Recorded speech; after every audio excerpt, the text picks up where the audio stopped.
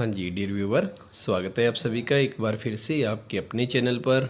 मैं Narendra Kumar, faculty of Wisdom Academy यार्नो से आपके लिए जो ये वीडियो है वो क्लास +2 के लिए है और आपका सब्जेक्ट है इसके अंदर इकोनॉमिक्स और चैप्टर का नाम है शॉर्ट रन इक्विलिब्रियम, जो कि आपका चैप्टर नंबर 8 है। और इसके ऊपर हमारी ये वीडियो है जो उसका 3rd पार्ट है। 2 पार्ट मैं ऑलरेडी पहले ही अपलोड कर चुका हूँ और लास्ट वीडियो के अंदर मैंने आपको कंसेप्ट क्लियर करवाया था जिसका नाम है आपका इन्वेस्टमेंट मल्टीप्लायर। और लास्ट वीडियो के अंदर मैंने आपको मल्टीप्लायर के 3 फॉर्मूले बताए थे, delta Y upon delta I, कि इन्वेस्टमेंट में चेंज आने से आपकी इनकम में जितने टाइम्स चेंज आता है उसी को हम बोलते हैं इन्वेस्टमेंट मल्टीप्लायर। और एक फार्मूला आपको लिखवाया था k is equal to 1/1 minus MPC और एक आपको लिखवाया था k is equal to 1/MPS। इनको ड्राइव करने की जो इक्वेशंस है वो भी मैंने लास्ट वीडियोस के अंदर आपको एक्सप्लेन कर दी। अब इस वीडियो के अंदर हम ये पढ़ेंगे कि आपका जो इन्वेस्टमेंट मल्टीप्लायर है और जो MPC है, इन दोनों का आपस में रिलेशन क्या होता है। इस वीडियो का ये हमारा फर्स्ट टॉपिक है, मल्टीप्लायर एंड MPC रिलेशन। अब इन दोनों के बीच में जो रिलेशन है वो ये है कि जैसे ही आपकी कंट्री के अंदर लोगों की MPC हायर होगी, मतलब लोग अपनी इनकम बढ़ने से अगर खर्चे को भी ज़्यादा बढ़ाते हैं पहले के मुकाबले, तो उससे आपका मल्टीप्लायर भी हायर होगा, मतलब इनकम ज़्यादा मल्टीपल होगी आपकी। और अगर आपकी कंट्री के अंदर MPC लोअर होगा, मतलब कि लोग इनकम बढ़ने से उसका कम पार्ट है जो वो कंजम्पशन कर रहे हैं, तो उससे जो प्रोड्यूसर है उसका मल्टीप्लायर भी लोअर होगा। जितनी MPC हायर होती है उतना ही मल्टीप्लायर हायर होता है, जितनी MPC लोअर होती है उतना ही आपका मल्टीप्लायर भी लोअर होता है। तो इससे ये बात क्लियर होगी कि इन दोनों के बीच में जो रिलेशन है वो आपका वाइस वर्सा है, जिसको हम बोलते हैं पॉजिटिव रिलेशन। पॉजिटिव रिलेशन उस समय होता है जब दोनों चीज़ सेम डायरेक्शन के अंदर मूव कर रही हो। जैसे इसमें पहले भी हायर है, MPC भी हायर है, तो आपका मल्टीप्लायर भी हायर है। और दूसरे केस में आपका MPC लोअर है तो आपका मल्टीप्लायर भी लोअर है। तो सेम डायरेक्शन के अंदर जब साइन आते हैं तो उसी को हम बोलते हैं पॉजिटिव रिलेशन, या उसी को हम बोलते हैं वाइस वर्सा। अब इसको प्रूफ करते हैं कि हमारे पास इस बात का प्रूफ क्या है कि मल्टीप्लायर हायर कैसे होगा जब आपकी MPC हायर होती है। Let take the example. Let करते हैं कि हमारे पास MPC है वो 0.5 है, तो हम अब इसका निकालते हैं मल्टीप्लायर। तो आपके पास मल्टीप्लायर का फॉर्मूला है 1/1 माइनस MPC। तो आपको ये प्रूफ करना आएगा कि आप इसका रिलेशन प्रूफ करके दिखाइए कि वो इसके अंदर डायरेक्ट रिलेशन क्यों है। तो हमने यहाँ पे MPC की वैल्यू लेट की पहले 0.5, तो आपको यहाँ से MPC की वैल्यू फिल कर देना 0.5।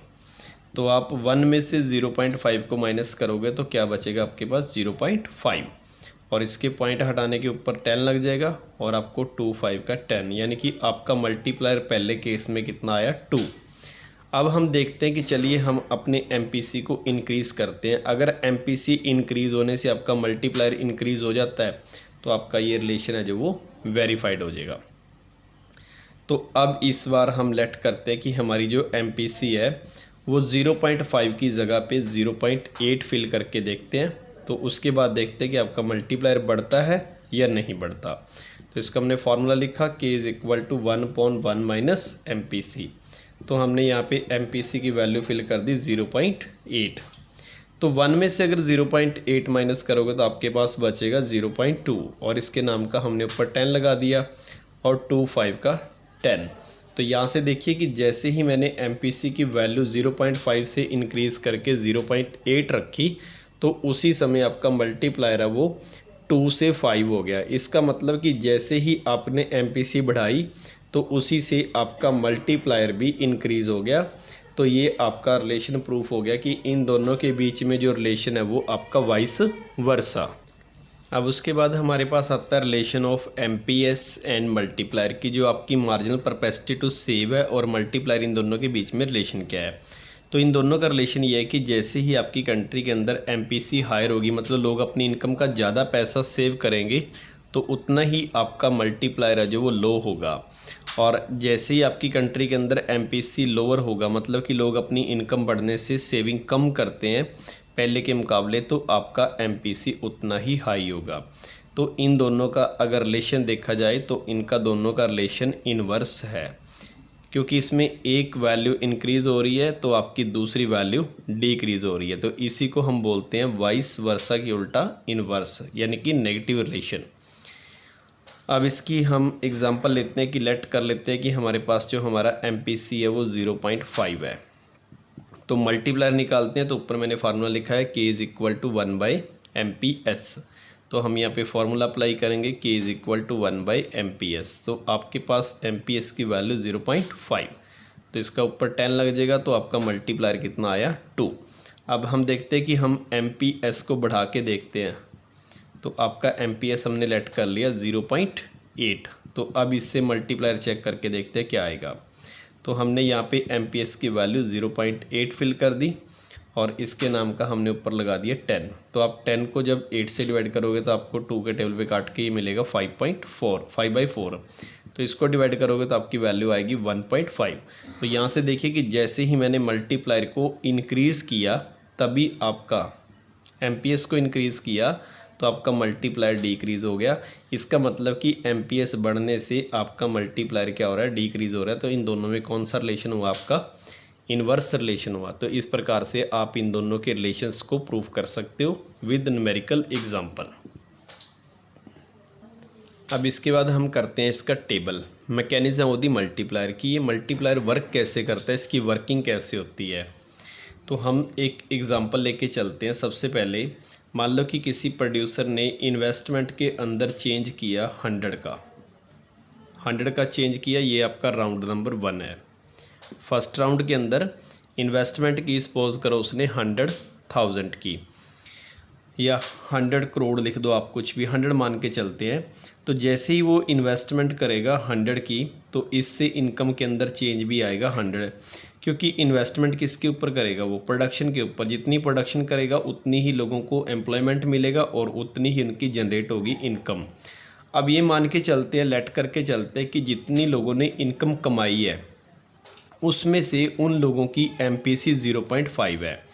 MPC 0.5 होने का मतलब कि जितनी लोगों की इनकम बढ़ती है उसमें से वो हाफ है जो वो खर्च कर देते हैं। कि जैसे उनको 100 करोड़ का काम मिला या 100 का काम मिला, सिंपल बोलूँ तो 100 रुपये का काम मिला, तो उसमें से उन्होंने अपना 0.5 का मतलब 50% जो है वो खर्च कर दिया।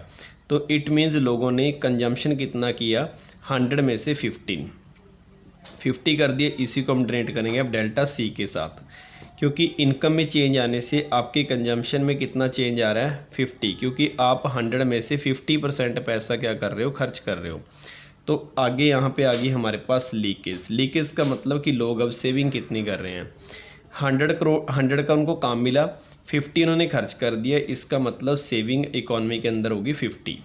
अब देखिए अगर लोग 50 का खर्चा करेंगे तो अगले दिन प्रोडक्शन भी कितने की होगी, 50 की होगी, क्योंकि जितना मार्केट में से स्टॉक सेल हुआ है उतना ही अगले दिन क्या होगा, प्रोड्यूस होगा।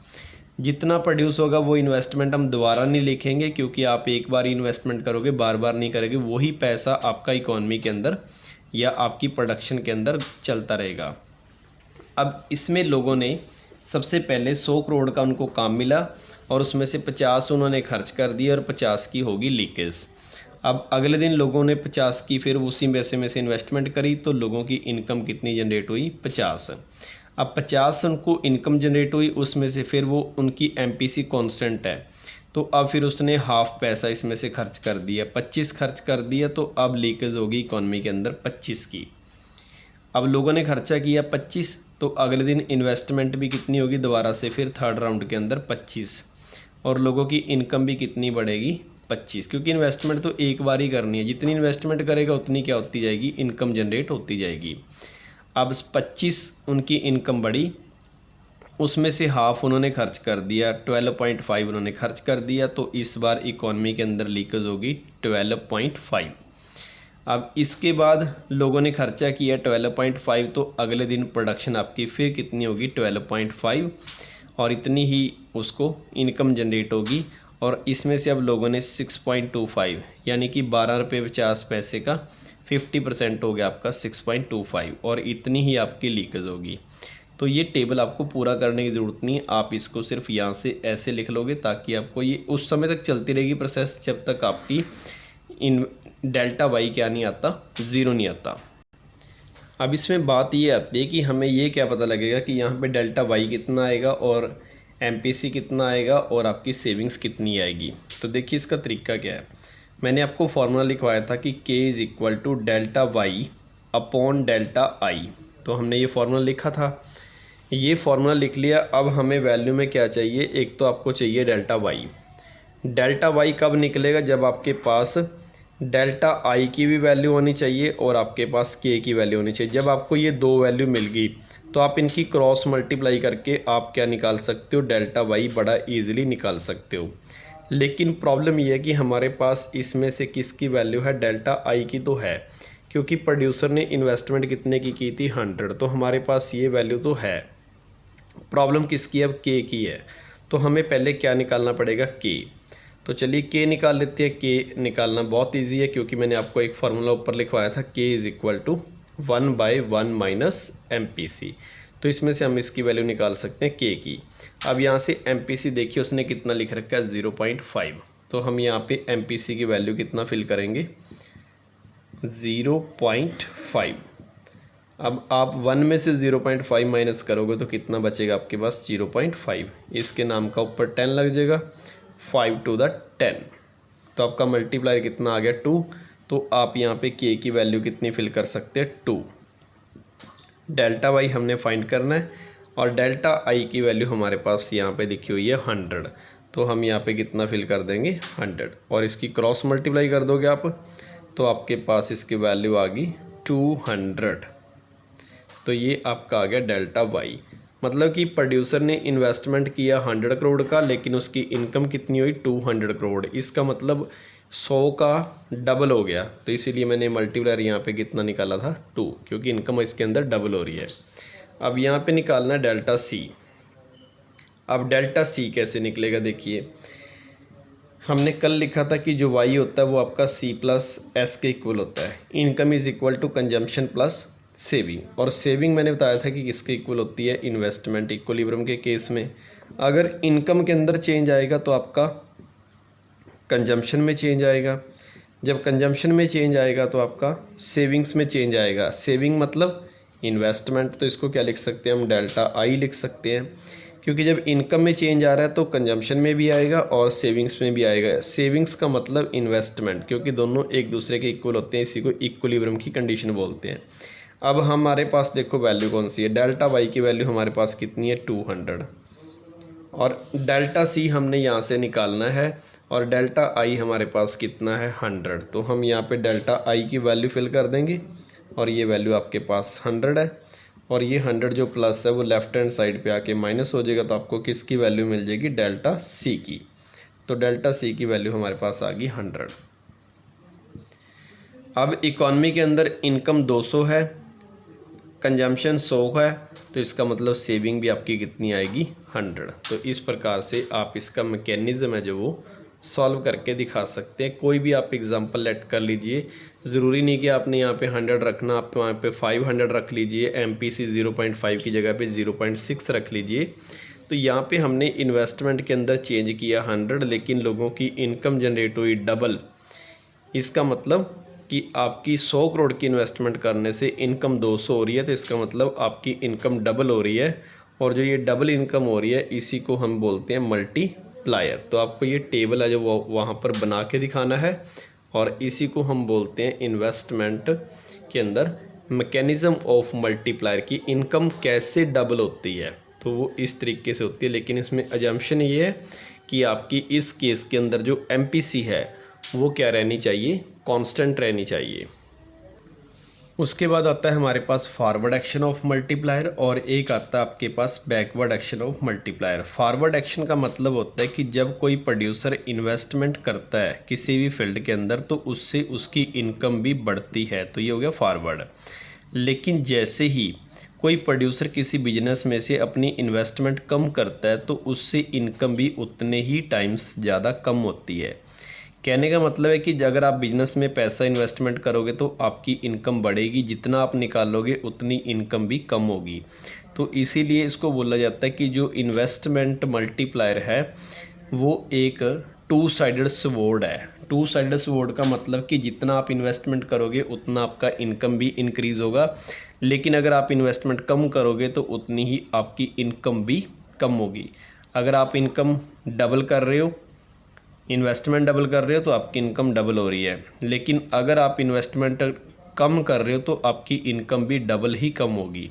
जितना ये आगे फॉरवर्ड होता है उतना ये बैकवर्ड भी होता है। पर आपको लिखना कैसे है, बात यह है कि k is equal to delta Y upon delta I. अब इन्वेस्टमेंट हमने क्या करनी है, कम करनी है या ज़्यादा करनी है। देखिए तो ये डेल्टा वाई ऊपर जाके मल्टीप्लाई हो गया, तो यहाँ पे आ गया हमारे पास डेल्टा वाई। अगर मैं इसका डेल्टा वाई का साइन पॉजिटिव रखता हूँ, जैसे कि इसके आगे साइन कोई नहीं, इसका मतलब ये पॉजिटिव है, तो इसका मतलब सरकार ने या किसी प्रोड्यूसर ने इन्वेस्टमेंट बढ़ाई है तो इससे आपकी इनकम बढ़ेगी। तो ये आपका कौन सा एक्शन हो गया, फॉरवर्ड। फॉरवर्ड के केस में आपको डेल्टा आई पॉजिटिव रखना है क्योंकि आपने इन्वेस्टमेंट करनी है, और जबकि बैकवर्ड में गवर्नमेंट क्या करती है, अपनी इन्वेस्टमेंट को कम करती है, तो जिससे इनकम भी क्या हो जाती है, एकदम से डबल कम हो जाती है। तो इसके आगे आपने इन्वेस्टमेंट के आगे माइनस का साइन लगाया, इसमें इन्वेस्टमेंट कम हुई है। इसके आगे आपने पॉजिटिव साइन लगाया, इसका मतलब आपकी इनकम है जो वो प्लस हुई है। तो इसको हम बोलेंगे मल्टीप्लायर का बैकवर्ड एक्शन, कि जितनी आपने इन्वेस्टमेंट कम की उतनी ही आपकी इनकम कम होगी, जितनी आपने इन्वेस्टमेंट बढ़ाई उसी के हिसाब से आपकी इनकम भी ज़्यादा होगी। लेकिन ये डिपेंड करती है किस चीज़ के ऊपर, MPC के ऊपर। जितना MPC ज़्यादा होगा उतना ही मल्टीप्लायर ज़्यादा होगा, जितना आपका MPC कम होगा उतना मल्टीप्लायर भी कम होगा। तो ये है इसके forward action and backward action.